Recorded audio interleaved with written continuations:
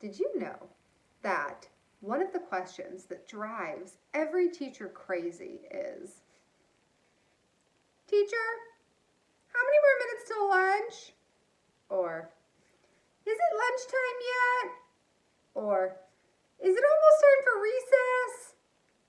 Hopefully, with these telling time lessons, you'll never have to ask your teacher those questions again. Now, behind me, I have a clock, much like the clock that's on our wall in room 13. This is called an analog clock. So on your parents' iPhone or on your Chromebook, you can see the time. That's in digital form. You see numbers separated by a colon, and it shows you the hour and the minutes that it is. An analog clock takes a little more skill than that to be able to read. So we're going to go over the parts of the analog clock and how they help us tell the time. So first, the long hand. That represents minutes. The shorthand represents the hour that it is. Let's talk about the hour hand, the shorter hand. That's always pointing to the hour that it is, the time that you say first. So right now, this hour hand is pointing at the 3. It is 3 o'clock. In fact, it is exactly 3 o'clock because the minute hand is pointing to the 12. Whenever the minute hand is pointing to the 12, it is that exact hour. When the minute hand then travels around the clock in one full circle, it will be 1 hour later. So if this minute hand traveled around the whole circle, the hour hand would then move to 4 o'clock. Let's talk about the minute hand. Like I mentioned, when the minute hand is straight up and down, that represents o'clock when it's pointing to the 12. Then when it starts to move around the circle, you count by 5s to see what minute it is. These numbers inside the clock represent something different when we're talking about the minutes that it is. When it is pointing to the 1, it represents 5.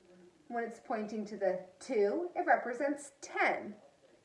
The 3 represents 15. The 4, 20, and so on, counting by 5s around the circle. Now let's start with the direction that the clock goes.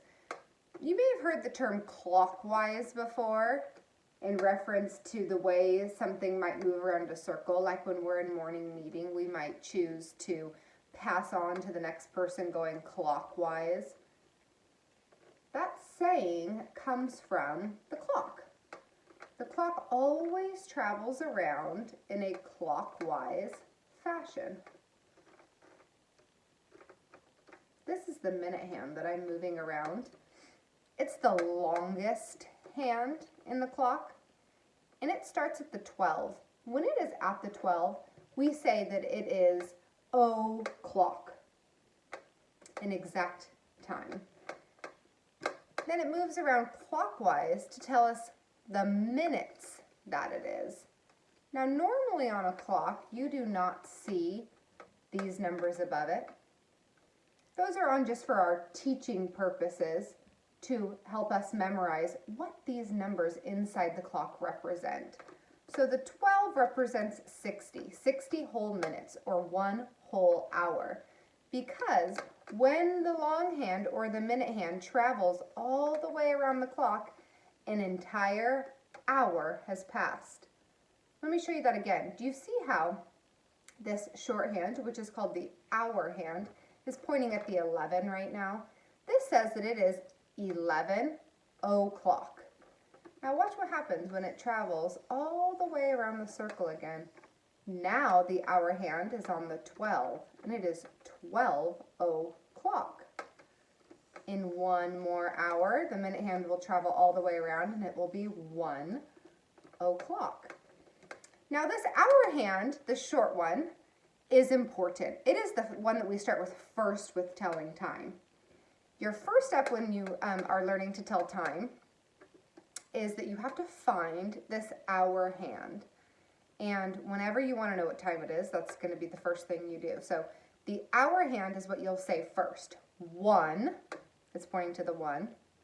And then you look to the minute hand to see what the minutes are. Right now it's exactly on the 12, and that's what we call o'clock.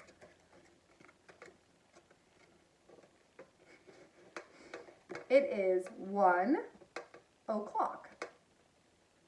Now from the 12, minutes will tick by. So this will be 1 minute, 2 minutes, 3 minutes, 4 minutes, and 5 minutes. Now the numbers in the inside of the clock here represent every 5 minutes when the long hand is pointing to them. So you can count by 5s to see what these would represent for the minute hand. They're written for you on this clock, but like I said, they're normally not. So this would be like 1:05, 1:10, 1:15, 1:20, 1:25, 1:30, 1:35, 1:40, 1:45, 1:50, 1:55, and we don't say 60. 60 minutes equals 1 hour. We would say o'clock, and you'll notice that the hour hand has now changed to the 2. It is 2 o'clock. If the minute hand falls somewhere in between these increments of 5, you have to count by 1s. So let's say that it ends up being like right there. It's still 2 o'clock, but it's past the 5, right? So the 1 represents the 5, so then you're going to start counting by 1. So 5, and you'll count these tick marks. 6, 7. It's on the 7-minute tick mark. So it is 2, and we would say 07. Okay, let's go over these telling time steps again. Step 1, you will look at the hour hand, the shorthand.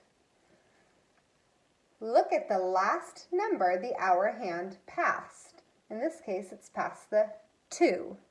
Now, as the hour hand nears the next hour, it might look like it's in between 2 numbers.